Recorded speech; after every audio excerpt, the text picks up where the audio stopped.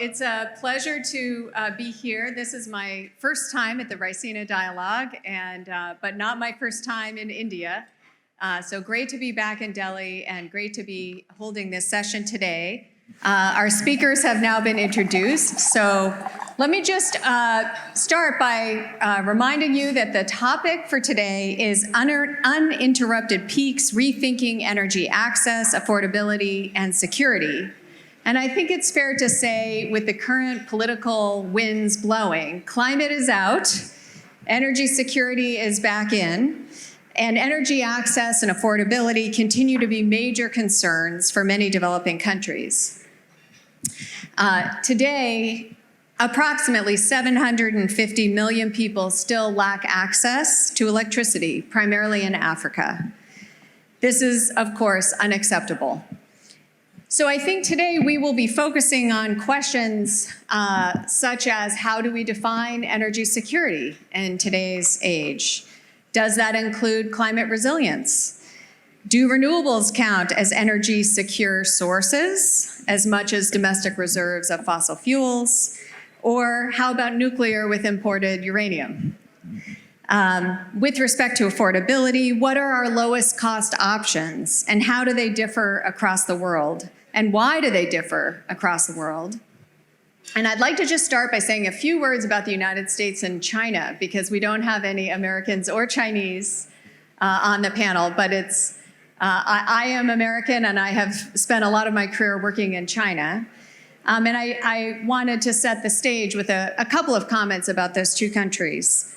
So last year in the United States, we saw a surge in electricity capacity additions, the biggest surge for many, many years. And of the new electricity capacity additions, 90% of the new capacity was renewables, particularly solar, and battery storage. So very, very strong, largely market-driven choice towards renewables and battery storage. And of that, 40% was in two red states, Texas and Florida. So we are seeing very, very strong change in the electricity market in the United States. Utility scale solar and onshore wind are now cheaper than conventional natural gas combined cycle plants without subsidies. And onshore wind plus storage is now equivalent to conventional natural gas. And I want to hasten to add that the picture and the story in the United States is strongly shaped by the very large resource base that the United States has in natural gas and, of course, in renewable capacity.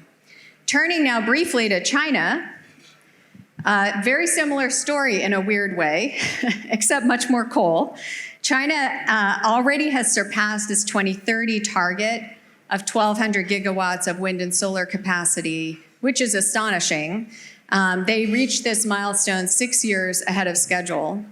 And last year, much like in the United States, renewable energy accounted for 86% of China's new installed capacity, according to new data from the National Energy Administration. So I think I'd like to start the panel with this issue of affordability and the costs of the different energy options that are available to us today, because that is going to influence access and it's also going to influence our energy security choices. So I've talked a little bit about the United States and China. What is the question, what is the situation in Europe, Canada, and India? What are the lowest cost options? And I particularly am hoping we'll get into the question of nuclear, which currently in the United States is the highest cost option, not the least cost, but I know that that's not true everywhere. So let's begin with Stephen Harper, who maybe want to talk to us about the situation in Canada. Yeah, I can a little bit. Canada's very hard to generalize about because the power systems are run exclusively by provincial governments and usually provincially owned utilities. And they have very, very different power mixes across the country. Look, the one advantage Canada has, regardless of what the power mix is, we are certainly as a whole, not in every region, but we have a surplus supply of virtually every form of energy we could use. So Canada is the one country in the world that should not have energy security issues, although ironically we still import a lot of energy at the same time, but that's got to do with long-term and confident public policy. Look, but the issues have become, as they have become elsewhere with, and we can debate whether it's carbon taxes or renewable mandates or whatever it is. The issue has become that in spite of Canada's incredible energy resource endowment, that energy prices have been rising for consumers almost everywhere and rising quite rapidly. So, as I say, this is going to be, these decisions are going to be made in terms of electricity and other provision on a province-by-province basis, but they're going to be under increasing pressure to deliver lower cost, high reliability. And look, I don't want to talk just about Canada. I mean, the big picture in the world, we should not forget.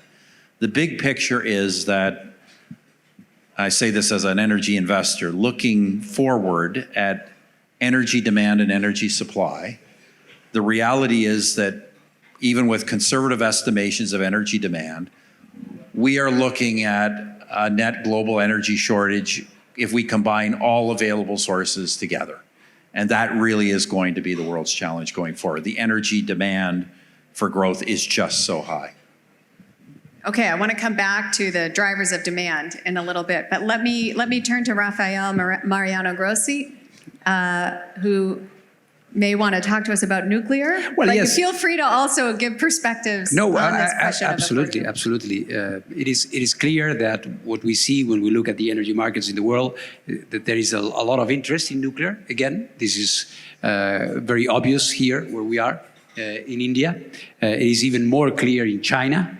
It is quite prevalent in Europe, since you were framing the question in terms of energy security, and a quite clear element of energy security in the interest of especially Central and Eastern European countries on doubling down on the nuclear they had, or accede to nuclear altogether, like the case of Poland, which was the only country in Eastern Europe, but all the others, Slovakia, Slovenia, Czechia, Romania, Bulgaria, all of them, Hungary, all of them with solid nuclear industry. Poland, the only one not having it. The United States going firmly to fleet replacement. Well, Canada, of course, like you were saying, Prime Minister, Ontario, with a green base, basically hydro and nuclear with CANDU, great technology. So what we see is this interest that is there. We also see for the first time in terms of nuclear a demand-driven factor, which has not been the case before, because as it was the case in Canada and in other parts of the world, public utilities or semi-public utilities were driving the effort. Now we see hardly a week passes without a big technology firm signing, an agreement with a company to get an SMR for the data centers. So this is quite a new and very interesting element that we will see shaping also the cost equation that you were mentioning, since you are correct in saying that it's not the lowest in terms of costs. Of course, as you know very well, energy costs is a science of great arcane, and depending on so many factors, including subsidies, tax structures, and others, which is important. I think from our perspective, what we, from the IEA perspective, this is what we see, enormous drive, interest in nuclear from many countries, including in Africa and in other parts of the world, which with the advent of small modular reactors are looking at this possibility as something which could be affordable for them as well.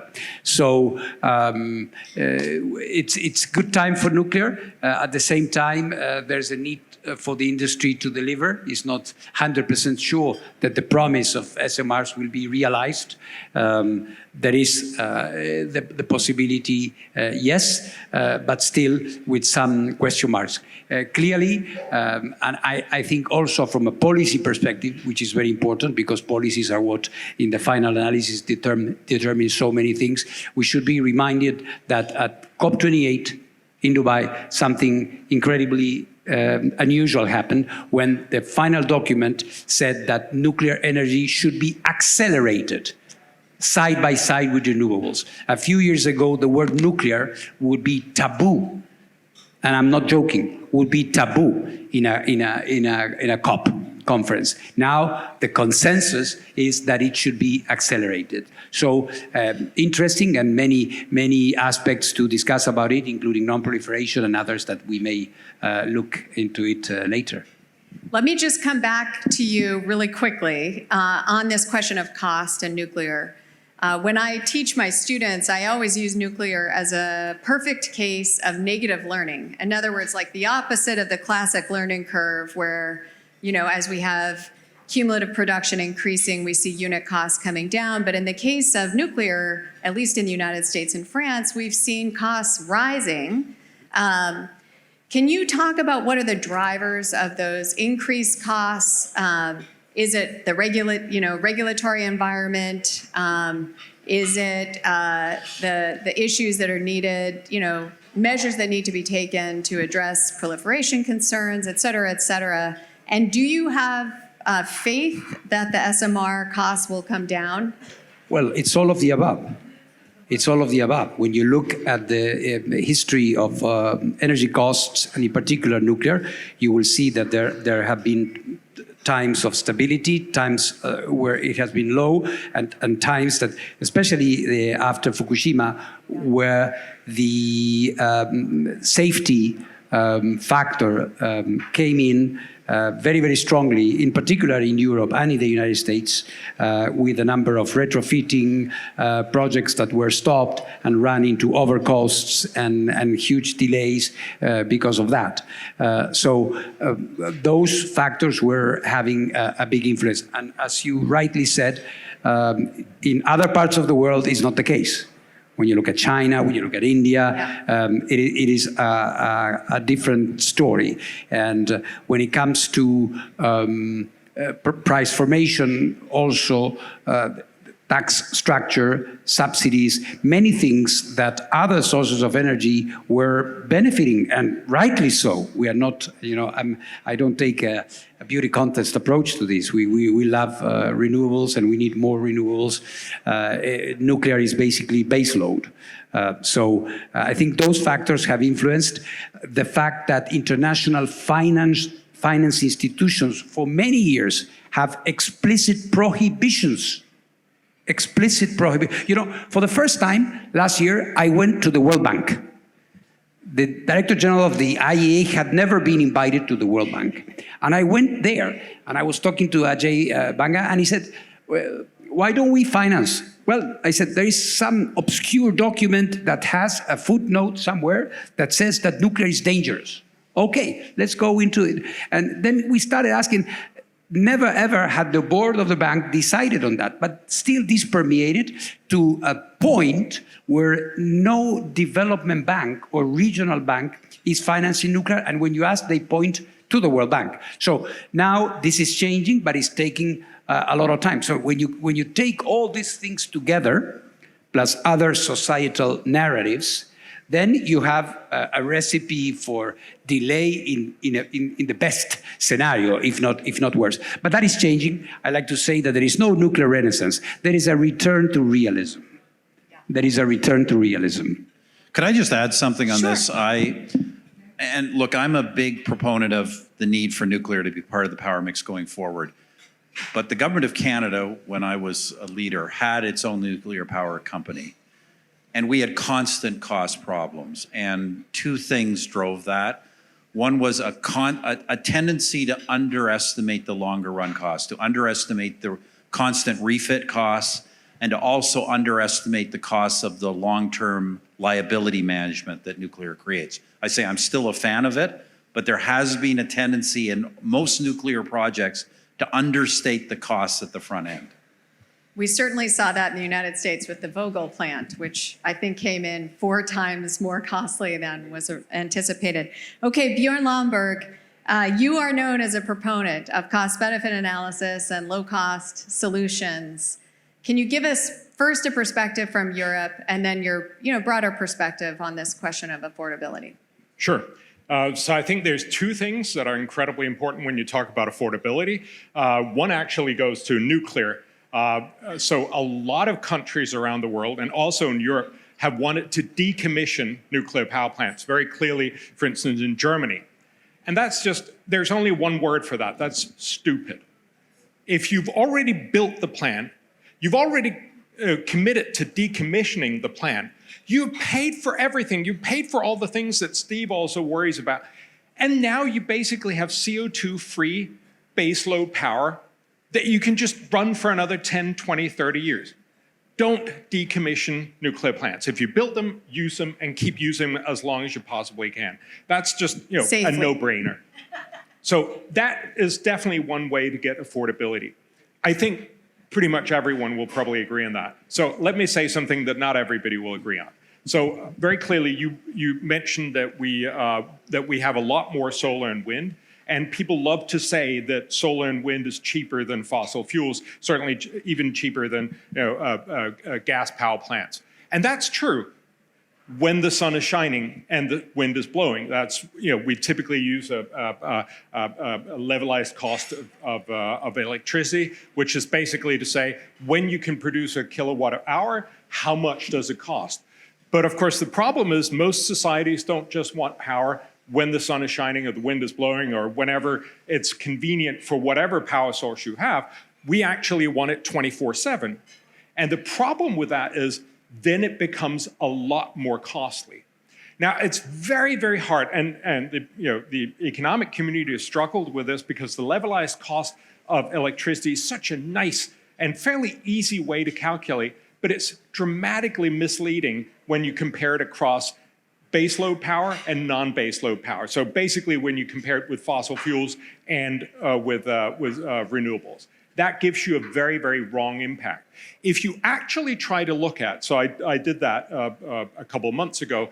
We have reasonable estimates for cost of electricity. Remember, there's huge difference between the cost of electricity for consumers and for industries. Almost all countries make a lot of murky decisions on who's going to pay for all that extra stuff. It's not just the fuel cost and the capital cost, but it's also the distributional cost and lots of other costs that go in there. If you just look at the weighted average cost per kilowatt hour and look at how much solar and wind you have, you see a dramatic upward sloping curve. So basically you have lots of cheap countries. Indonesia comes to mind at about 10 cents per kilowatt hour.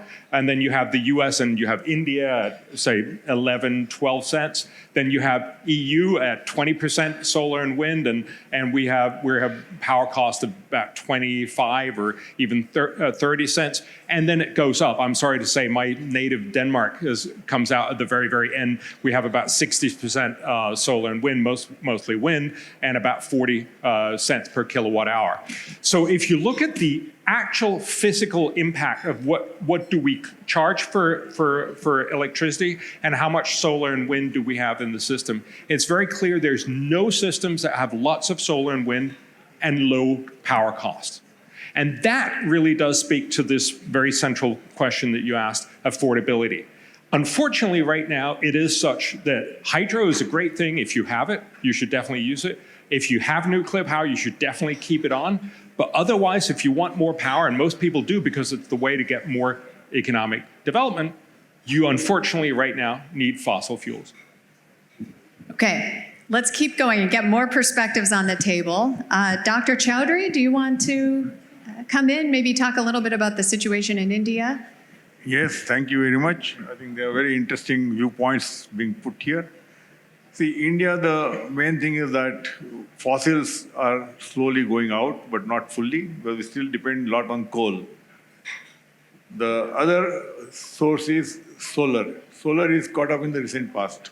And that has really made the prices of the costs have gone down gradually. The solar availability is very regular. There's not seasonal. It is most of the country is blessed with a lot of solar things, and it also gives rise to the use of biomass for the power. And green power is also becoming important because we are blessed with a lot of sunshine, and that's definitely helping us. Now, all these things put together make India a very interesting case for further increase in the power with the help of nuclear is being toyed with. Small nuclear plants are being supported by government now, and hopefully in 5 years' time, we'll see many of those plants coming up. Apart from portability, we also look at the mobility as one of the important aspects, and that mobility comes out of the burning of fuels for running of the automobile or for the transportation.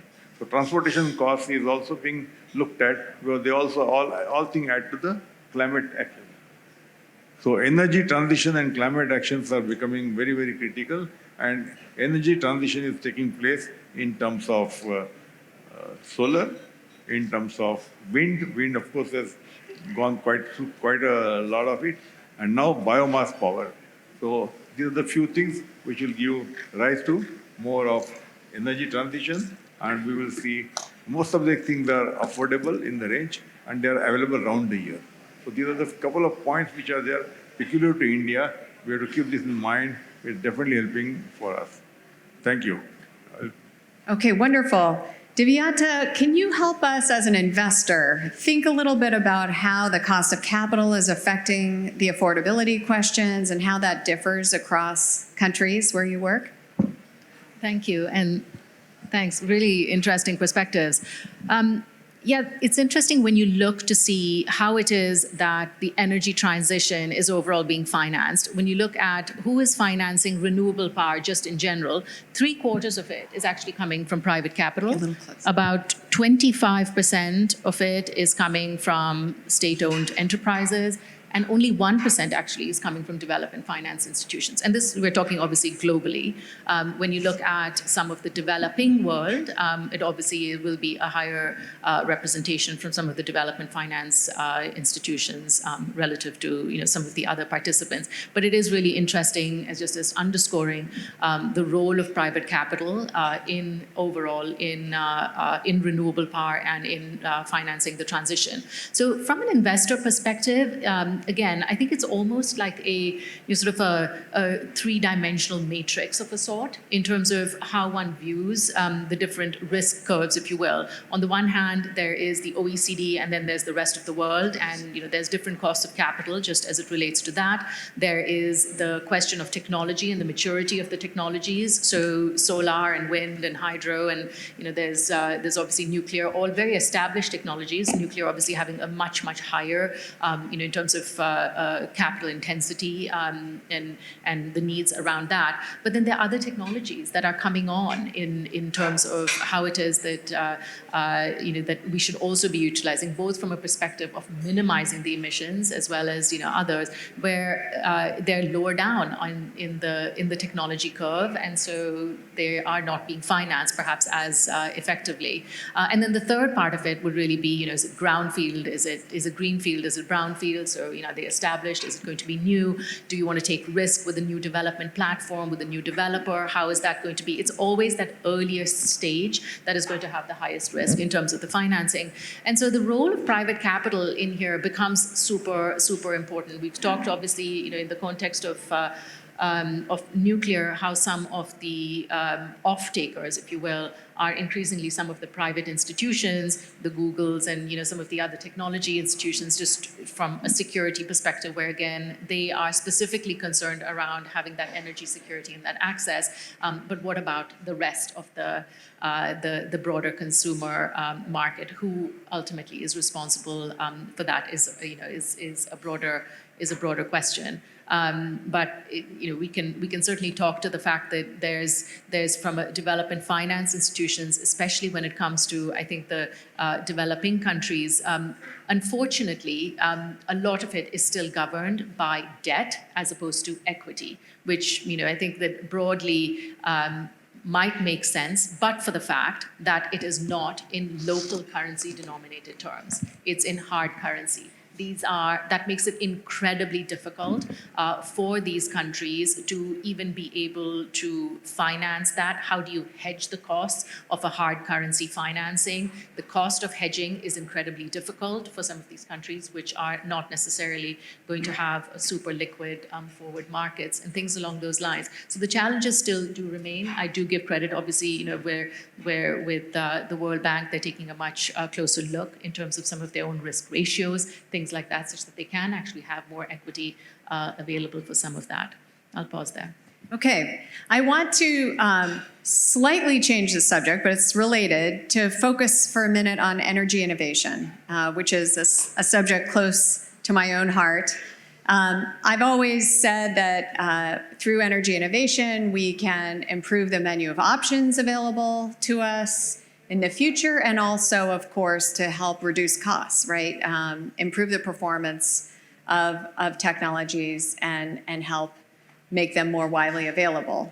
I also think of energy innovation as a leading indicator. As if we look at what governments are supporting around the world, we can understand sort of how governments are viewing their futures. And in India, for example, the lion's share of energy RD&D actually goes into nuclear, which I think surprises many people, because that's not the largest proportion of power supply in India. So, just throwing a few technologies on the table, I'd love to get people's reactions to what do you see as forecasts? How much would you weight investments into different technologies? We've talked a little bit about small modular reactors. Fusion is, I think, maybe on the horizon, for the first time. Hydrogen, which is, I think, popular here in the Indian context. Energy storage, and so forth. So who wants to take a run at, how should we be spending our money, and which technologies are you optimistic about?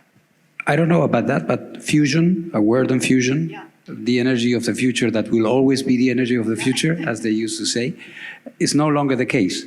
It's very interesting to see that, and of course at the IEA we are working with countries all over the world, including India and others. We have established a fusion energy group, which includes for the first time countries, but also private sector and regulators, because the regulation of fusion is not necessarily the same as fission. So there, what we are seeing is, for the first time, private capital moving into fusion, which is really an interesting phenomenon. We will see how far it goes, but we see oil investors putting money, Eni, for example, in Italy, putting money into fusion.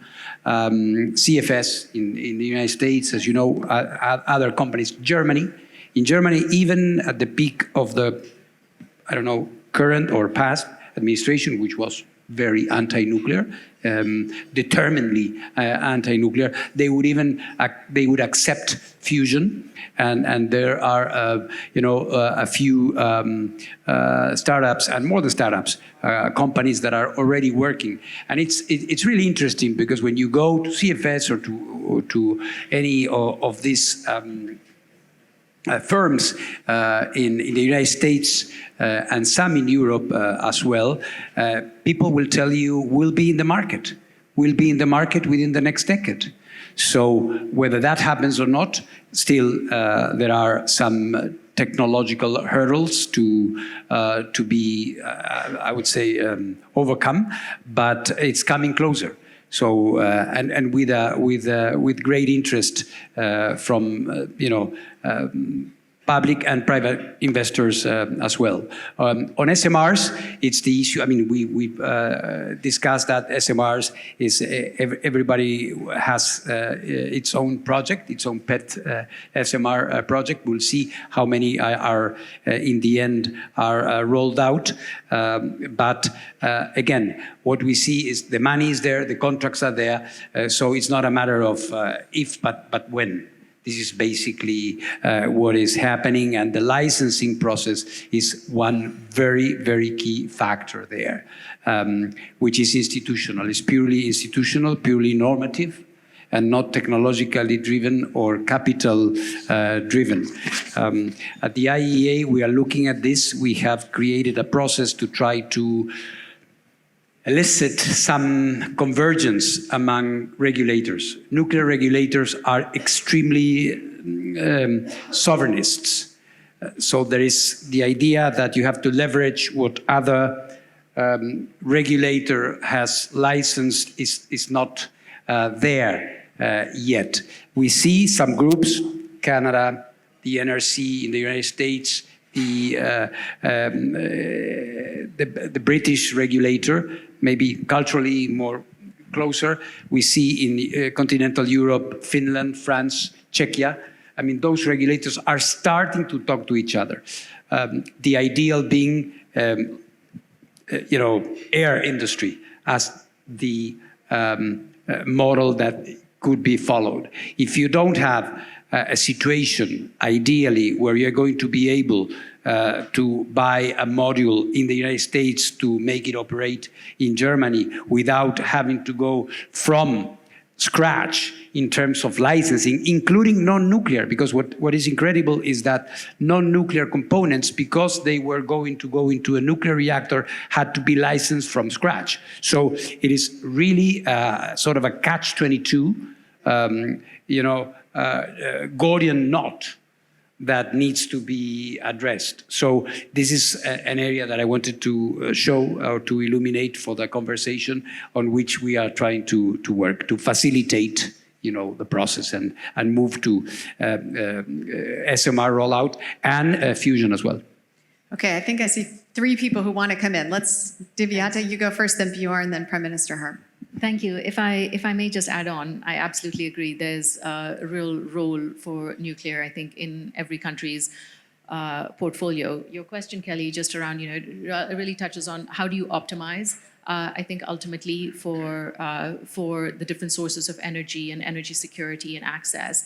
And I think that what I think we start to see now is just a more thoughtful approach that every country seems to be having around that is optimizing as well for its own resources and its own needs, obviously, but certainly its own resources. So where it is that earlier solar and wind seemed to be a little bit more of a panacea, I think there's a greater recognition that in the countries where the wind blows and the sun shines, that there is going to be a greater reliance on that. And how do you optimize for that? Where it is that isn't the case, you have to be more thoughtful around other sources of energy. Europe in particular becomes interesting in part because they have had nuclear, and I think they're leaning a little bit more and looking much more thoughtfully at that. But at the same time, the sun and the wind aren't necessarily as present as perhaps in other places. And so some of that, thinking about energy security, which now starts to become much more of a point of sensitivity, quite honestly, is also around looking more broadly at neighbors, and the role of Morocco, for instance, becomes interesting in this context where the sun does shine, and how Europe is looking at that particular country and that particular just geolocation as an interesting source of its future energy needs, and the amount of investment that is going in there in terms of solar and increasingly in hydrogen as well, that is then going to be coming across into Europe with undersea large cables, and ultimately over the course of the next 10 years, really going to be supplying a bulk of the continent's power needs and energy needs. It's absolutely fascinating. On the other hand, you have other countries that are looking very, very much in a divergent way in terms of how it is that they might not necessarily be able to move to the renewable spectrum quite so quickly. And there's the role for a transition. And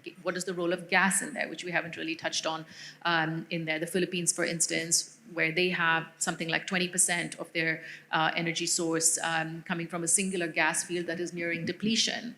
And they've got China on the back door leaning against them.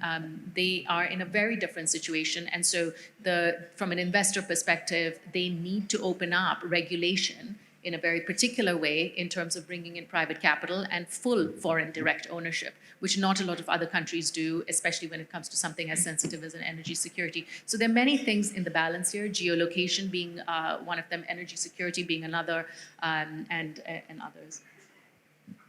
Okay, go ahead. So what she has described is very, very valid and correct. It also gives rise to ultimately number of options. What way you deploy it.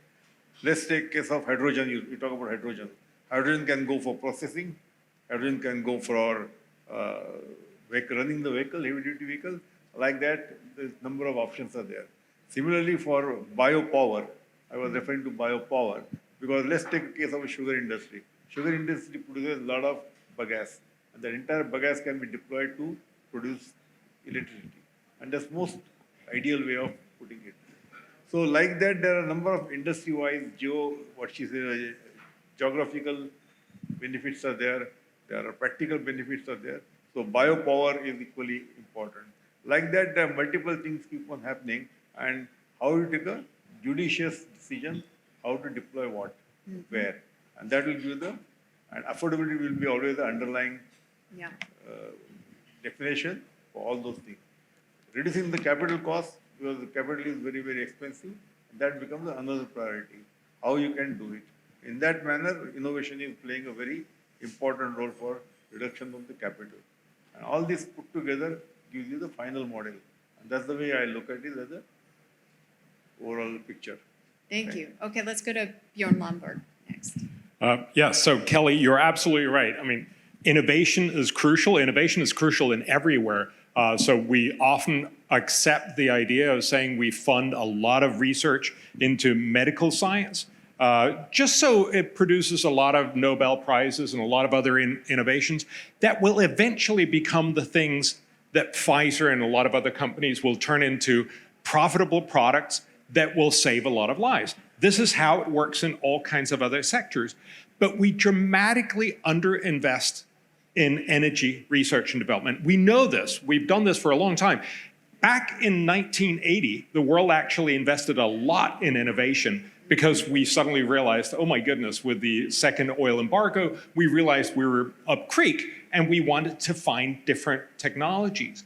We have let that lapse and we've forgotten that the only way we're going to solve future energy challenges, and especially, of course, on climate change, we're not going to solve that by asking everyone, I'm sorry, sir, would you mind being poorer and colder and less comfortable and not be able to fly as much or eat as much meat as you want for the next couple of decades? That's never going to work. What is going to work is innovation. If we can come up with these technologies that will actually be cheaper.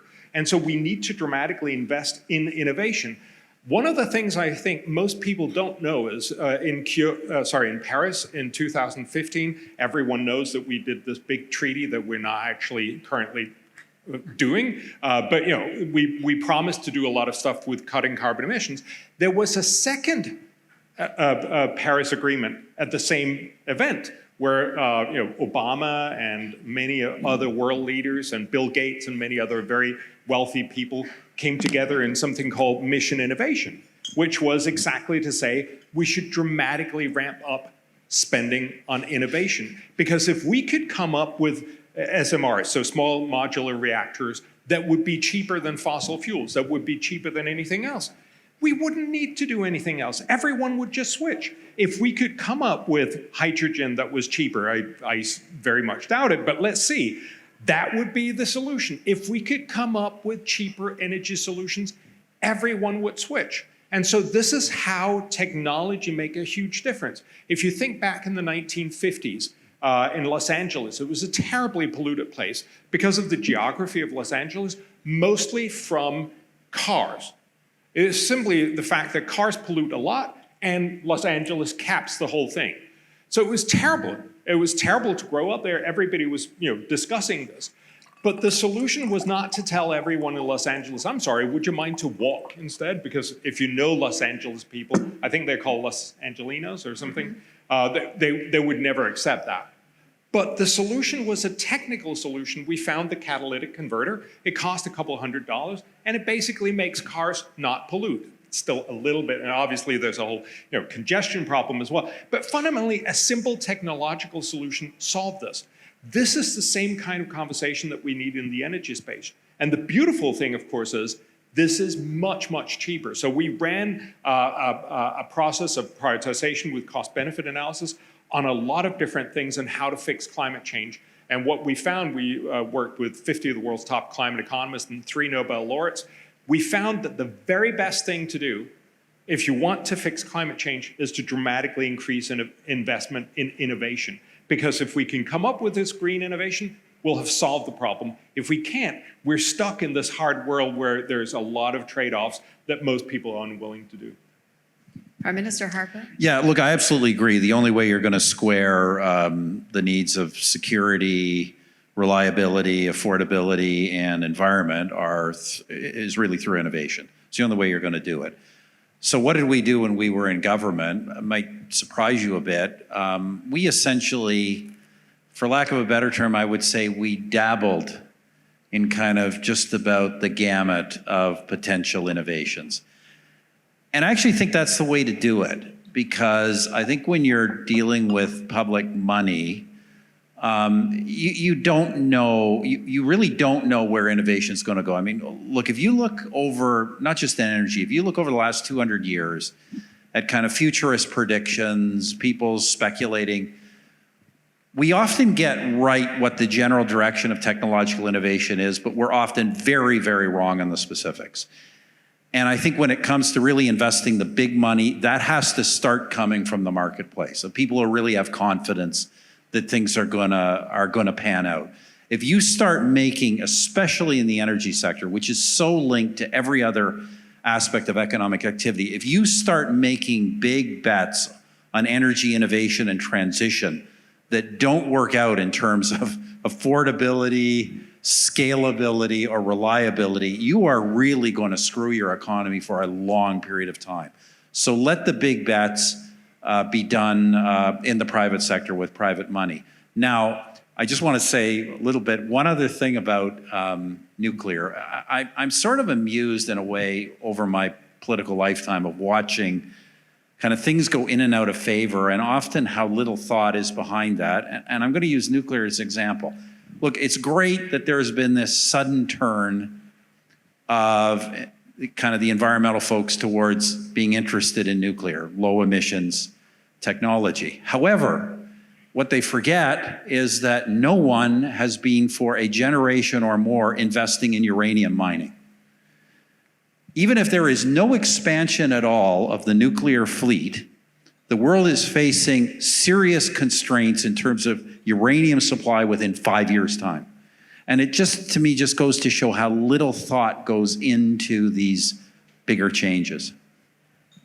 Okay, I want to make sure we get some questions from the audience. So I'm warning you now that in just a minute, we're gonna take questions. I want to do a lightning round. In other words, like 1-sentence answers each.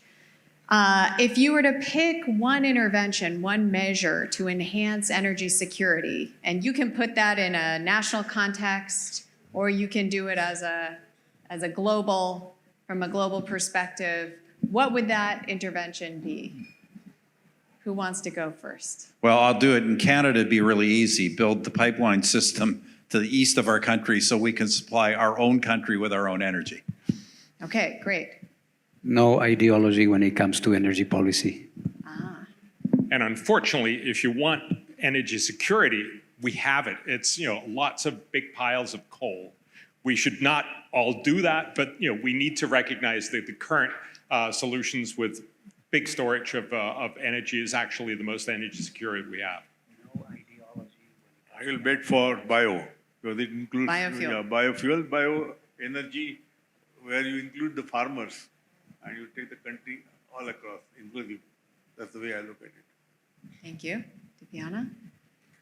Mobilize more of the revenues and cash flows from the fossils towards other sources of energy. Okay, thank you, Divyata. Okay, so questions. I see one over here, and I'll work my way across the room. Don't worry. And why don't we take 2 questions at a time, and then we'll do answers. Go ahead. My name is Krzysztof Zalewski, and I come from Poland. And I'm a child of, in the sense of, the generation of Chernobyl. I very vividly can remember the feeling in my country in 1986. And although I support fully the nuclear energy now, I also remember why a country like Poland withdrew from the project, which was very much, almost operational in the end of 1980s. And here comes my question, because I wanted to ask the question, and firstly, thank you, Director Grossi, for your role in Zaporozhye. I think we need to basically thank you and all of your team for the effort you've made to make Europe a safer place. I don't know if everybody remembers, but 2 years ago it was a very serious crisis around the Zaporozhye nuclear plant, and we moved out of the crisis. But here comes my question. With nuclear power, there is this risk of weaponization of the nuclear power plant, being by state actor or non-state actor. So how can we hedge or against this kind of risks if we are expanding nuclear projects all over the world? Okay, Thank you. thank you. There was a woman in the middle, I think. I saw somebody's hand up. No? Okay, in the back. Oh, was that you? Okay, go ahead. Thank you so much. Very insightful discussion. My question is in context of India. And the way I see it is, India gets a lot of money by taxing fossil fuel. We cannot tax renewable energy in the same way. The revenue that India gets is close to 3.4% of the GDP. And when we are not taxing renewable in the same way, we lose on that revenue. The panel discussed very well that the cost of energy goes up as the energy mix moves towards renewable energy.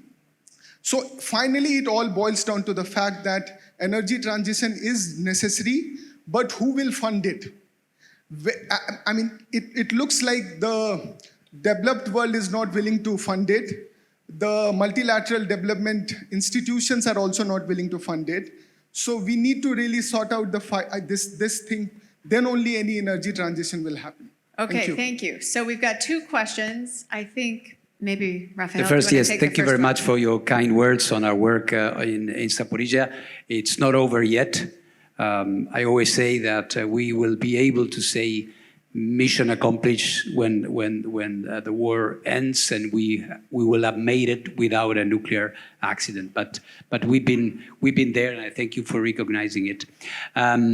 It's a very important issue, and I get this question in many places, especially when there's a discussion about SMRs and the possibility of many countries, including developing countries and countries that perhaps do not have the institutional density to have regulators and to have things like that. And I always remind people that this is one of the reasons we collectively created the IEA, so that if you want to have a nuclear reactor, you have to be inspected all the time by the IEA. And when you look at it, you will see that the proliferators were the ones that left the NPT and that left the IEA. And when there is a case where there is in doubt, you can think of a country where we are very actively working on, Iran, for example. Then there is a big debate all over the world. There is a lot of focus on what we are doing there. So the price of trying to deviate nuclear material for hostile purposes or military purposes is extremely high. So the thing is, if you are country X, Y, or Z, and if you're planning to have a nuclear reactor, the first thing that you must have is thanks to the NPT, which is the biggest multilateral treaty that exists in international law in terms of membership. Everybody is inside, with the exception of a few, including this country, for the historical reasons that we know, but it's only a handful. all the others are party to the NPT, and the NPT says, okay, if you want to run a nuclear reactor, then you must have an agreement, and the IAEA inspectors will come regularly to check every gram of uranium or plutonium to see to it that it doesn't go.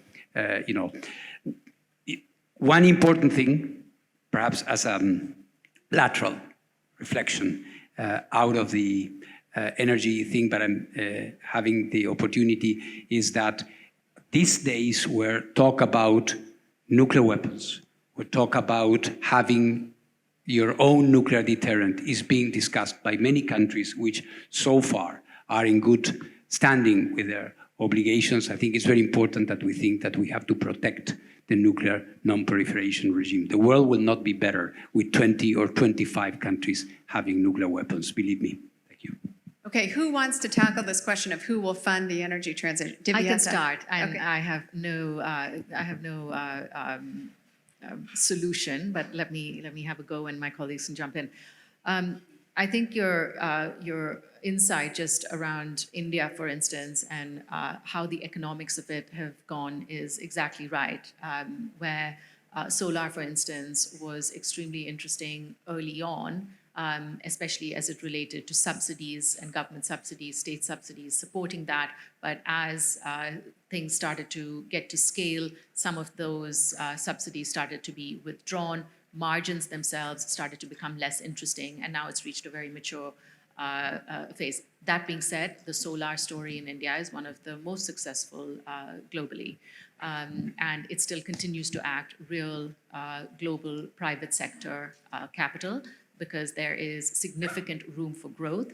And I dare say as well that there are other projects, including, interestingly, hydrogen, which keeps coming up in conversations with most state governments, including in Telangana and Andhra Pradesh, Maharashtra, where it is that they are trying to make things extremely interesting in terms of providing the right types of incentive structures such that you can finally get some of these other solutions, technologies, industries to scale.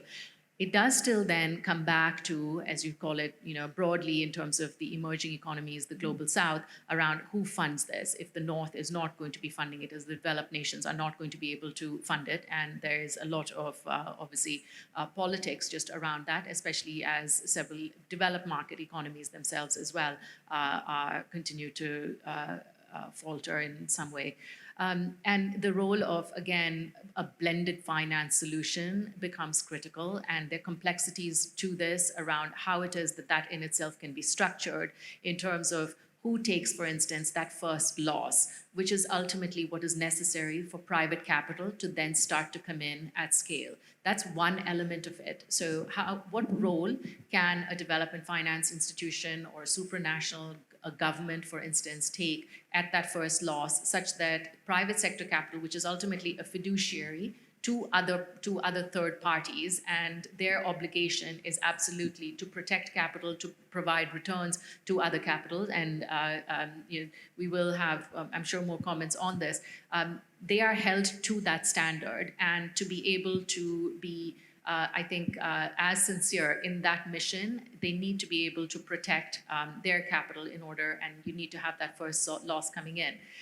The other part of it is really from a regulatory perspective and the governance perspective, where some of these other markets need to bring forward mechanisms such that you do have the right covenant structures and the right protections in place when it comes to ensuring that long-term contracts are honored in the way that they are intended to be, and going in where private sector is going to be able to see the end of the road in terms of their contracts. Okay, let's take one more comment from the floor, and then I want to get some more questions because I know we have a lot of questions. Go ahead, Bjorn. Okay, good. Yeah. So I'm going to make a much shorter answer. The question that you ask, who's going to fund it, shows you that this is going to be costly, and this goes back to the whole affordability issue. You're going to be paying for it, right? You and everybody else in this room. No, not if it's in India, not everyone who's not Indian, but fundamentally, this is going to be regular citizens. And this, of course, is why you won't get a lot of buy-in for this. This is why, Germany did an Energiewende. They wanted to do an energy transition and show the world how amazing it could be. But unfortunately, 15 years later, it's showing the world what not to do. I mean, most people don't look at Germany and say, wow, it's really not very bright here, and they're deindustrializing, but the energy prices are through the roof, and saying, we want to be like that. And so I really think it goes back to the point that we talked about before. You want to have affordability. That's the only way you can get reelected, and that's what most people want. They want to pay a little bit for this, but they're not going to pay for most of it, and you will have to pay for that energy transition. So yeah, it is going to be expensive. Okay, let's get some more questions. I'm young energy expert at United Nations Economic Commission for Europe. And presently with my team, I'm working on understanding the just transition that is happening in energy sector all around the world. So I just want to move this conversation from innovation, technology, energy security, economy, little away from all these topics, that social issues that this transition is going to cause. So as the demand of... Can you get to your question, please? So as the demand of critical minerals increase, so the issues of mining, displacements, disasters is also going to increase. I was reading the report of IEA, and it was saying that by 2050, the demand of critical minerals is going to be increased by 6-folds. So more the demand, more the mining, more the social issues. So my question is, I have seen there is any policy to resolve these issues at the social issues that are there. Because if our goal is global to achieve this renewable energy, then the policies should be global. So my question is, what is stopping us? Why we are not able to come up with some very strong policy to resolve these issues? And what could be the possible policies to solve these issues? Okay, thank you. And now in the back. Yeah. Hi everyone, greetings from Kavya. I work on nuclear technology and policy, and I have a question for Director General Grossi. Considering the recent geopolitical shift in market volatility, what comprehensive measures should be implemented to safeguard the global nuclear supply chain against the potential disruption that may impede long-term energy strategies? And how can multinational partnerships and regional cooperation be leveraged to mitigate nuclear fuel cycle risk, particularly through IAEA-facilitated collaborative framework for countries pursuing expansive nuclear energy goals like India's 2047 nuclear energy goal? Okay, let's take one last question. In this round, I'll come to you next, and we'll see if we can get a second round in, but I'm not sure what our time is. Quickly, and please, question. No. Hello? Yes. Okay. My name is Sanjay Kumar. I'm from New Delhi. My question is to former Prime Minister of Canada. During his tenure from 2005 to 2016, civil nuclear cooperation happened between India and Canada. Things were moving very good in the direction. A lot of visits were made by the Prime Minister, and strengthening of nuclear relationship was happening. But post 2015, and we come in 2025, the relationship has nosedived. New Prime Minister of Canada has come. How can we strengthen our civil nuclear relationship, specifically when France and Americans are trying to buy the Indian market? Okay, let's go in reverse order then. If you're ready, Prime Minister Harper. You want to answer? Yeah, I'm not quite sure how to answer the question. Look, we did a nuclear cooperation agreement with India, became a supplier of uranium. I think there's a ongoing negotiation on further supply. I think it's been a productive relationship. I won't comment on the nosedive of the relationship under my successor, other than to say that his own party just removed him, and so we're going to have a new prime minister in due course. Okay. Raphael?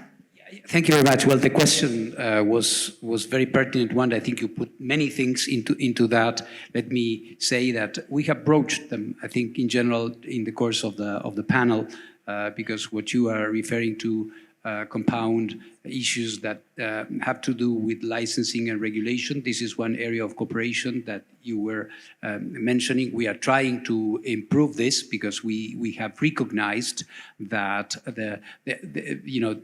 2020 is not 1970. So regulators have to look at the industry in a different way as well, not only in terms of their own cooperation, but also in the relation with the technology. As I was explaining in my last answer, an SMR SMR model is based on a completely different kind of approach to what is being licensed in country A or in country B. Supply chain is the same. You are moving, supposedly, if this is going to work well, into a much more integrated supply chain that is not going to be so locally based as it has been so far, but more spread, I would say. So cooperation is, and then the other factor would be finance, including international finance. It's not through the World Bank that you're going to fund a nuclear power plant, but there are many other things that you can do in terms of viability studies, in terms of design, factibility, feasibility that is indispensable in the earlier phases of any nuclear project that should be financed in this way and is not. So there is a lot of work. What I see, the positive thing that I see is that there is an increasingly global recognition of these factors and the integration of them. So you see that suppliers, vendors, for example, there are not so many. India is moving into that, which is very interesting to see India opening up to private sector also in nuclear, which has been in the past, it hasn't been the case in the past. And we see competitors working together, Westinghouse with the KHNP from Korea, and so on in other places. Of course, now Atkins-Realis, which is the successor of what used to be AECL and the different names that you had in Canada. So different factors, moving into a more integrated global approach to nuclear. Okay, Bjorn, you want to take the critical minerals Yes, question? just very briefly, I think you're very right in saying that there's a social justice issue and that we should be very careful. You mentioned mining and displacement. And clearly, one of the ways that we solve that is through development. So if you get higher development, you're much more willing to address this. But I think, and that sort of leads back to the circle of the start of this conversation, the biggest social justice issue in the whole energy spectrum is the idea of energy poverty.